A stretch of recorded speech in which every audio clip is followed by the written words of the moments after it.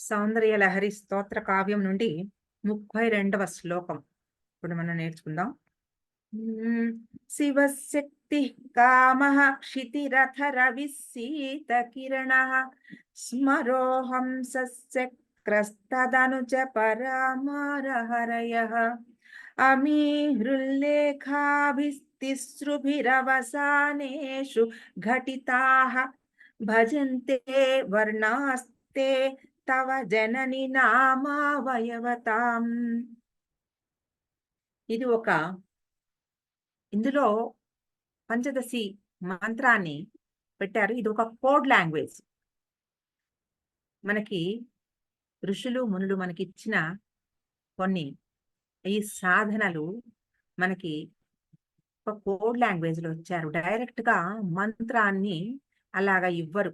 కొన్ని నియమాలు ఉన్నాయి కాబట్టి ఆ నియమ పాలనని ఉల్లంఘించకుండా ఆయన ఇచ్చిన ఈ పంచదశాక్షరి మంత్రము ఒక్కొక్క శివ శక్తి కామః అని ఆ పేర్లు ఇచ్చారు కదా, ఆ ఒక్కొక్క పేరుకి ఒక్కొక్క ఆ దేవత నామానికి ఒక అక్షరం ఉంది. దానికి మంత్రపరమైన ఒక కోడ్ బీజాక్షరం ఉంది. ఆ బీజాక్షరాన్ని కనుక మనం అక్కడ పెట్టుకుంటే ఆ పేరు పక్కన ఆ పంచదశి మంత్రం అంతా ఈ శ్లోకంలో వస్తుంది. చెప్పకూడదు, ఈ అక్షరాలు చెప్పకూడదు అని పెద్ద గురువులు అందరూ చెప్తారు, కానీ పుస్తకంలో ఇచ్చారు. మనకి చెప్పుకోకపోతే అసలు తెలియని వాళ్ళకి ఎలా తెలుస్తుంది? కాబట్టి మనం ఆ అక్షరాలని మనం ఇప్పుడు చెప్పుకుందాం. ఒక్కొక్క నామానికి, ఒక దేవతా నామానికి ఉన్న ఒక బీజాక్షరం ఏమిటో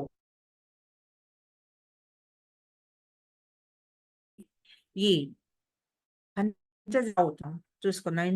జనని అని అమ్మవారిని సంబోధన చేశారు.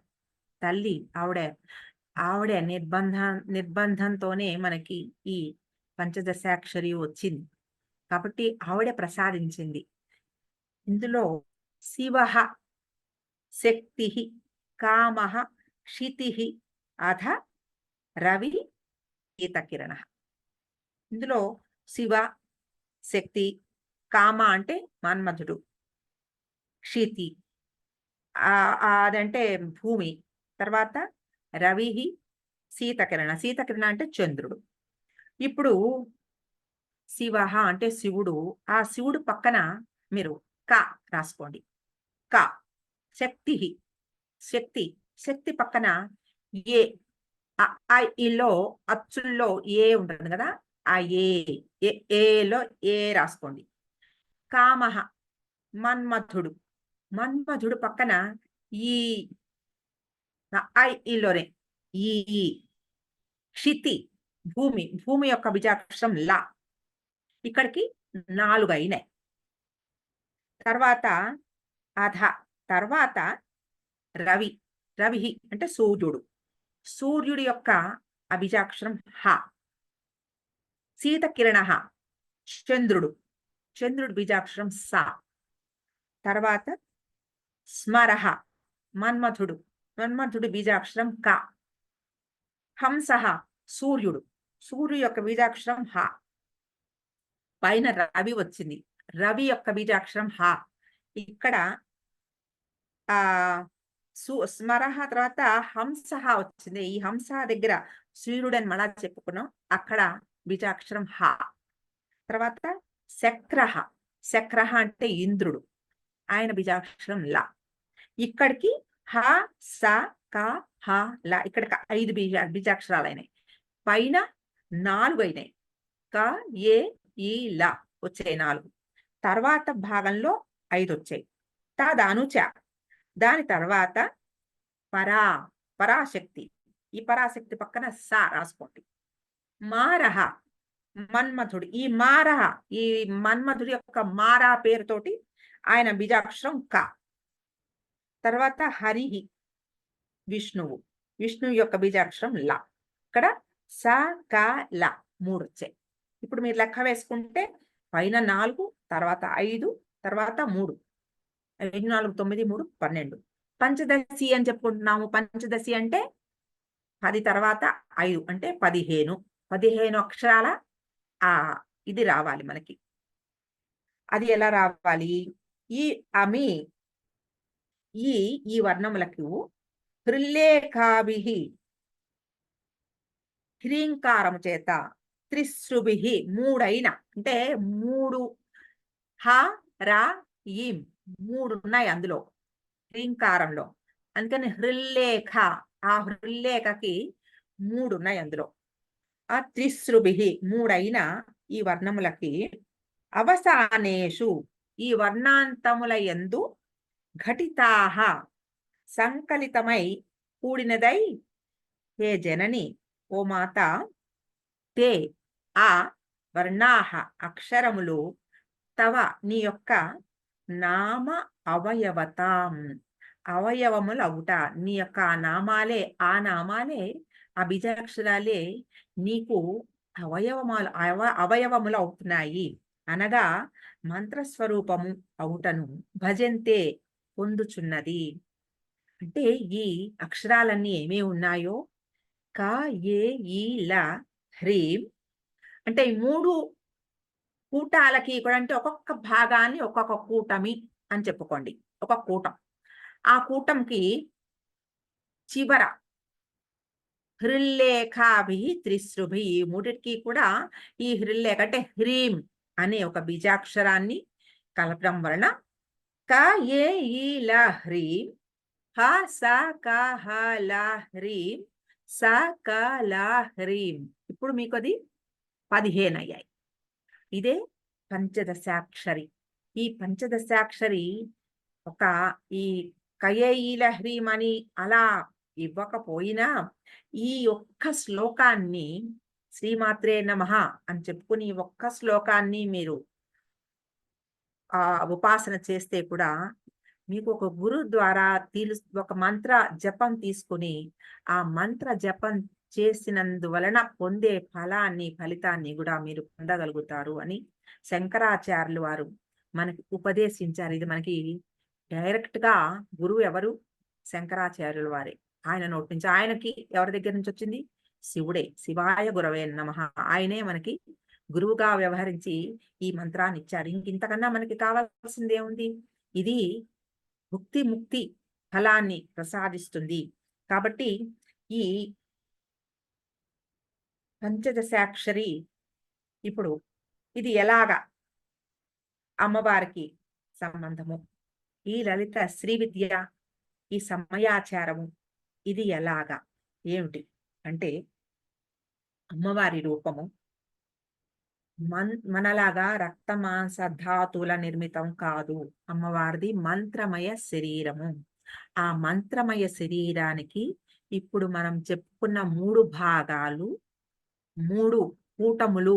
ఆ 3 కూటములు శరీరంలో కంఠాధ కటి అదేంటి శ్రీమద్వాగ్భవ కూటైక స్వరూప ముఖ పంకజ కంఠాధ కటి పర్యంత మధ్యకూట స్వరూపిణి శక్తి కూటైక తాపన్న కట్యధో భాగధారిణి అని చెప్పుకున్నాం కదా లలితా సహస్రంలో. అది శ్రీమద్వాగ్భవ కూటం. అంటే ఇప్పుడు ఇందులో మనం తీసుకోవాలి? క ఏ ఈ ల హ్రీం అనేది అమ్మవారి యొక్క వాగ్భవ కూటము. అంటే ఈ మంత్ర జపం వలన మనకి అమ్మవారి ఏం సాక్షాత్కారం అవుతుంది? వాగ్భవ కూటం అంటే ముఖం, కళ్ళు, ముక్కు, చెవులు, నోరు, ఈ భాగం కంఠం, ఒక పద్మాన్ని మీరు భావన చేస్తే స్వరూప ముఖ పంకజ అంటే ఒక కాడతోటి ఒక పద్మాన్ని మీరు భావన చేస్తే పద్మానికి ఎటువంటి వికసన ఉంటుందో అటువంటి ఈ మంత్రానికి ఈ వాగ్భవ కూటాన్ని అంటే వేటికి అవి విడివిడిగా కాదు. ఇది 15 పంచదశాక్షరియే. కానీ ఒక్క కూటమికి ఒక్కొక్క ఫలం ఉంది.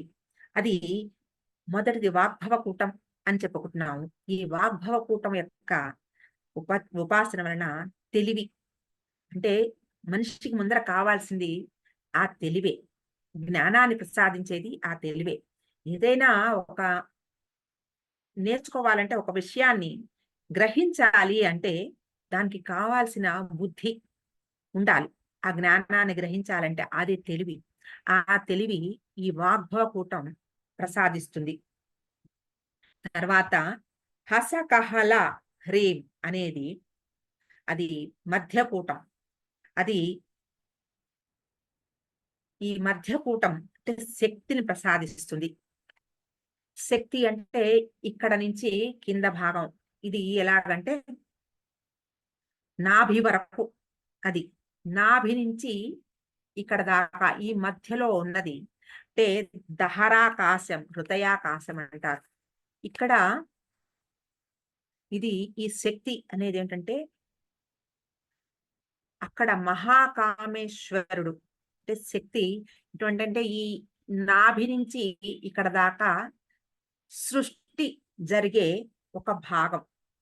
ఈ కయేయిల హ్రీం హాసకహల హ్రీం అనే ఈ మధ్యకూటం ఏముందో ఈ మధ్యకూటం నాభి నుంచి ఈ కంఠ అధ అంటే కంఠం కింద నుంచి ఉంది కాబట్టి ఈ భాగము శక్తి కూటము. ఇక్కడ సృష్టి జరిగే ఒక ఆ భాగం అది.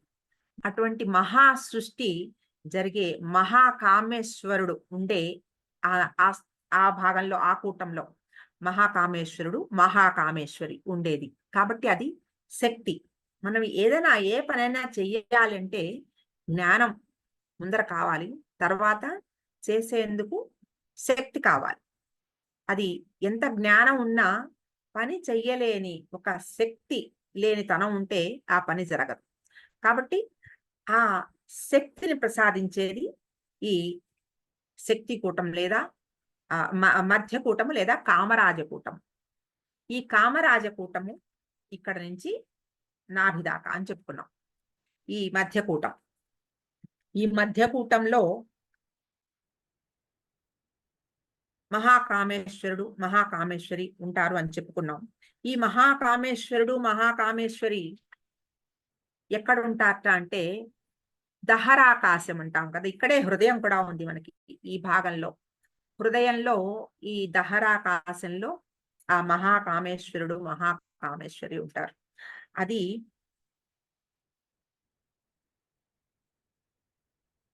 ఆపేక్షలు అనురాగాలు ఇవన్నీ కూడా ఆ భాగానికి సంబంధించినవి. అంటే మనకి ఇది భోగమోక్ష ప్రదాయని అని చెప్పుకుంటున్నాం. మనకి లౌకికపరమైన ఆనందాలను ఇస్తూ అలౌకికమైన ఆనందాన్ని కూడా దారితీసేవని చెప్పుకుంటున్నాం. కాబట్టి ఇవి ఈ మంత్ర సాధన మనకి లౌకికమైన ఆ శక్తుల్ని కూడా అన్ని కూడా లౌకికపరమైనవి. ఈ మహాకామేశ్వరుడు మహాకామేశ్వరికి సంబంధించిన ఆ అనురాగం అటువైపు దృష్టి మళ్ళడం, అటువైపుకి వెళ్ళడానికి అలౌకికమైన ఆనందం. ఆ ఆపేక్ష కూడా మనకి ఈ మధ్యకూటం కామరాజకూటం. ఇది మనకి కామరాజకూటం ఎందుకన్నారంటే మహాకామేశ్వరుడు మహాకామేశ్వరి తిష్ట వేసుకున్న ఆ మంత్ర ఆ కూటం కాబట్టి మధ్యకూటం అది కామరాజకూటం. తర్వాత మూడోది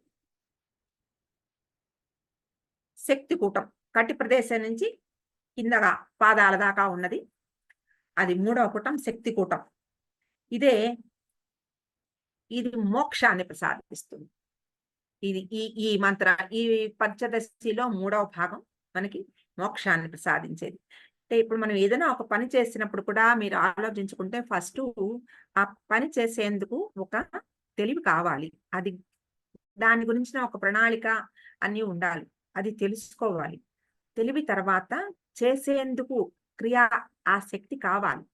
ఆ క్రియాశక్తి అంటే చేసే శక్తి ఏ రకంగా దానిని మనం పూర్తి చేసుకోవాలి. ఆ పని తర్వాత అయిపోయిన తర్వాత ఫలితం ఉంటుంది. అది ఇహలోకానికి సంబంధించిన ఒక మోక్ష భావం. అంటే పని అమ్మయ్య అయిపోయింది, ఆ పని అయింది, మనం అనుకున్నది అనుకున్నట్టుగా జరిగింది. ఇదే మీరు లౌకికానికి వదిలేసి అలౌకికమైన భావనలోకి వెళ్తే ఎప్పుడైతే మీకు ఒక్కొక్క పని మీరు అనుకున్నది అనుకున్నట్టుగా జరుగుతూ ఉంటే ఒక నిశ్చింత ఒక నిర్భీతి మీ మనసులో వస్తూ ఉంటుంది. దైవం పట్ల మీకు ఒక నమ్మకము, శ్రద్ధ, ఆసక్తి, భక్తి పెరుగుతూ ఉంటాయి. ఇవి నెమ్మదిగా ఆ మార్గంలోకి దారి తీస్తాయి. ఎప్పుడైతే ఒక నమ్మకంతో మీరు ఇంకా ముందుకు అడుగులు వేస్తూ ఉంటారో, ఆ నమ్మకం ఇంకా బలపడుతుంది. ఆ మోక్షం వైపుకి మిమ్మల్ని తెలియకుండానే అది దారి తీస్తుంది. అటువంటి ఈ లౌకికపరమైన, ఇహపరమైన ఈ ఆనందాలనిస్తూ అలౌకికమైన బ్రహ్మ జ్ఞానాన్ని గూడా ప్రసాదించే ఈ శక్తి ఈ శ్రీ విద్యా మంత్రంలో, ఈ పంచదశి మంత్రంలో ఉంది. ఇది మనకి అంటే ఒక ఉపాసనగా ఒక మంత్రం తీసుకుంటే ఒక మంత్ర బలం. దానికి ఇన్ని లక్షల జపం. అందులో పదో వంతు హోమం. అందులో పదో వంతు తర్పణం. అందులో పదో వంతు అన్నదానం. ఇవన్నీ చేయాలి. ఇదంతా ఒక క్రతువు. అంటే ఇదొక జ్ఞానం. ఇది నాకు సాధ్యం అవ్వదే. నేనింత చేయలేనే. నాకు నేను అటువంటివని నేను చేసుకోగలిగిన శక్తి నాకు లేదు. నేను అటువంటి మంత్రం తీసుకోలేకపోతే నేను మోక్ష సాధనకి పనికిరానా? నాకు అటువంటి ఆహ్, అబ్బదా? నేను ముందరకు వెళ్ళలేనా? ఆ జ్ఞాన మార్గంలో ముందరికి వెళ్ళలేనా? అని ఒక వేదన ఉంటే, ఆ వేదనే ఆ లోపల ఉన్న ఈ శ్లోకం ప్రార్థన ఉపాసనలాగా చేసుకుంటే ఏదైనా పని ఒకటి మనం సాధించాలంటే దాని పట్ల మనకి చాలా తీవ్రమైన సంకల్పం ఉండాలి కదా! ఆ తీవ్రమైన సంకల్పమే వేదన అంటే చెయ్యాలి అనే తీవ్రతరమైన ఇది. అటువంటి స్థాయిలోకి వెళ్ళిన ఒక సాధకుడికి సాధించలేనిది ఇంకేమీ లేదు. అటువంటి ఈ ఒక్క శ్లోకాన్ని పట్టుకుంటే ఆ ఆ మంత్ర బలం చేకూరి ఆహ్, ఎంత ఎత్తుకి ఎదుగుతాడో ఆ సాధకుడు, వాళ్ళకే అనుభవం అది. వాళ్ళు చేసిన వాళ్ళకే అనుభవం. ఒక్క సౌందర్య లహరి ఈ అంతా శ్రీ విద్యా మర్మాలను చెప్పడమే ఇది సౌందర్య లహరి యొక్క పూర్తి ముఖ్య ఉద్దేశ్యం. ఇందులో అన్నీ సూక్ష్మ, స్థూల, సూక్ష్మ, సూక్ష్మతర, సూక్ష్మతమ అన్ని వివరాలు ఇందులో మనకి ఇచ్చేసారు. ఇప్పుడు ఈ 41 శ్లోకాలు సూక్ష్మతమము, సూక్ష్మతరం అంటే కుండలిని యొక్క సంచారము, ఆ చైతన్యాన్ని చుట్టూ ప్రపంచంలో చూడ్డము. ఇవి 2 కూడా సూక్ష్మతర, సూక్ష్మతమ. ఈ 41 శ్లోకాల వరకు అవన్నీ మనకి తెలియచెప్పారు. ఇందులో క, ఏ, ఈ, ల, హ్రీం అని అంటే క ఆదిగా గలిగిన విద్యని కాది విద్యని, తర్వాత హాతో మొదలైతే హాది విద్యని, హాది విద్యని విష్ణుమూర్తి తదితరులు ఉపాసించారని, కాది విద్యని మన్మధుడు ఉపాసించాడని చెప్పారు. ఇందులో ఇప్పుడు పాఠాంతరం ఏముందంటే, ఈ ఈ నామంలోనే శివః అంటే శివుడు అని దాని పక్కన మనం రాసుకున్నాము. కొన్ని ఇంకొక పాఠాంతరంలో కైవల్యాశ్రమి అని ఆయన ఆహ్, పాఠాంతరం ప్రకారము హాతో అది మొదలవుతుందని. ఆ శివ దాని ఆ నామానికి బీజాక్షరం హాతో హసకల అని అని ఆయన ఇచ్చారు. కానీ మనం పాటిస్తున్నది లొల్ల లక్ష్మీధర పండితుల వారి ఆ పాఠమే మనం నేర్చుకుంటున్నాం. కాబట్టి మనకి కూడా శంకరాచార్యులు వారిచ్చినది కాది విద్యే. కాది విద్యనే మనం ఉపాసించాము. మనం ఆర్య శతకంలో కూడా చూసాం మనం. మూక పంచశతిలో కూడా కాది విద్యనే మన్మథుడినే ఆయన ఎక్కువ ప్రస్తావన చేశారు. కాది విద్య ఉపాసనే మనకి చెప్పారు కాబట్టి ఇందులో మనం ఈ శివః ఆ నామానికి క అక్షరమే మనం తీసుకుంటున్నాం. కాబట్టి ఇది కాది విద్యగా మనం అనుకుంటున్నాం. ఈ ఎప్పుడైతే ఈ ఉపాసనలో ఒక సాధకుడు చాలా పండిపోతాడో అటువంటి సాధకుడికి ప్రపంచమంతా సుందరమయంగా కనపడుతుందిట. అదే సుందరి విద్య. అంటే ముల్లోకాలలోనూ ఉన్న అందం. అంటే ఈ అందం ఎలా మనం చూడాలి అంటే, ఒక అందమైన పిల్లవాడో ఉన్నారనుకోండి. అబ్బా! వీళ్ళమ్మ ఎలా ఉండుంటుందో అనుకుంటాం గదా! అంటే వాళ్ళ ఆ అమ్మ నుంచి పుట్టినవాడు. అంటే అటువంటి అందమైన పిల్లాడిని తల్లి కన్నది. అంటే అటువంటి ప్రపంచాన్ని అంటే ఈ ప్రపంచంలో ఉన్న ప్రతి సుందరమైన వస్తువు ఆవిడ సృష్టే. ఈ సృష్టిలో చూస్తున్న ప్రతి వస్తువు ఆవిడ నుంచి వచ్చింది. అద్భుతమైన సౌందర్య రాశి ఆవిడ. అటువంటి ఆహ్, ఆ సౌందర్యాన్ని చూడగలిగిన ఒక శక్తిని. తర్వాత ఈ మంత్ర అక్షరాల్లో ఒక్కొక్క బీజాక్షరానికి ఒక్కొక్క శబ్ద తరంగం ఉంది. ఆ శబ్ద తరంగము మనలో అంటే ఒక్కొక్క లోపల ఒక్కొక్క చక్రానికి సంబంధించి మనం చెప్పుకున్నాం. ఒక్కొక్క చక్రానికి కొంతమంది దేవతలు, అధిదేవతలు, యోగిని ఉంటారు అని. ఆ దేవతలందరికీ కూడా ఈ ఒక్కొక్క బీజాక్షరంతో వచ్చే ఆ వైబ్రేషన్ ఉంటుంది. అటువంటి ఆ వైబ్రేషన్ తోటి శరీరంలో ప్రతి కణము స్పందిస్తూ ఉంటుంది. అంటే ఒక్కొక్క ఇప్పుడు కంఠ అదేంటి ఆహ్, వాగ్భవ కూటం, మధ్యకూటం, శక్తికూటం అని 3 కూటాలు చెప్పుకున్నాం గదా! ఈ వాగ్భవ కూటంలో చెప్పుకున్న ఆ బీజాక్షరాలున్నాయే, అవి ఆహ్, ఈ భాగానికి సంబంధించిన ప్రకంపనలు.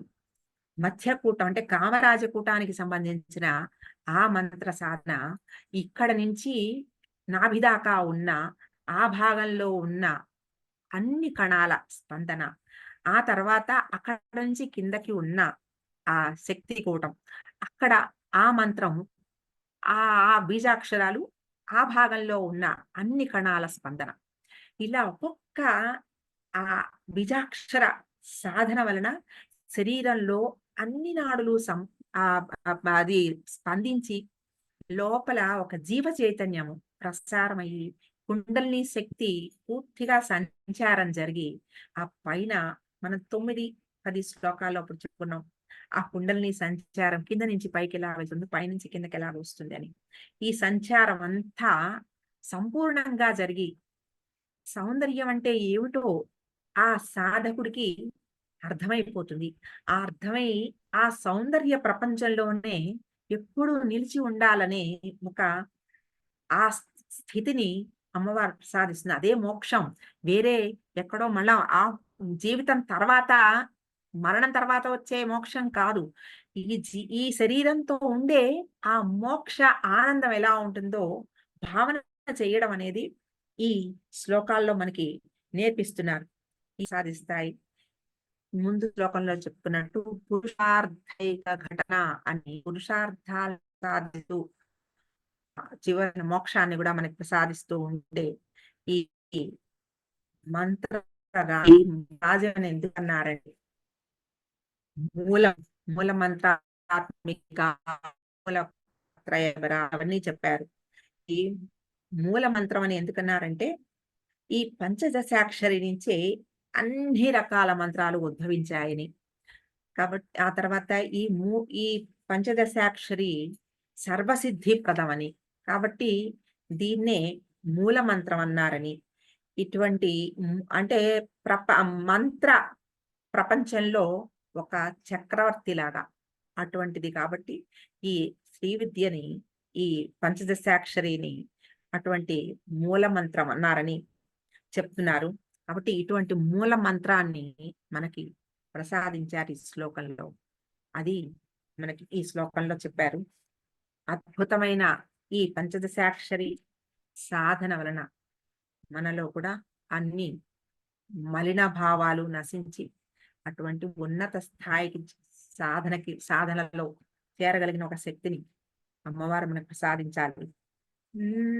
శివశక్తి కామ క్షితిరధర విసీత కిరణ స్మరోహం సస్యక్రస్తదనుచ పరామారహరయ అమీహృల్లేఖాభిస్తిసృభిరవసానేషు ఘటితాః భజంతే వర్ణాస్తే తవ జనని నామావయవతాం.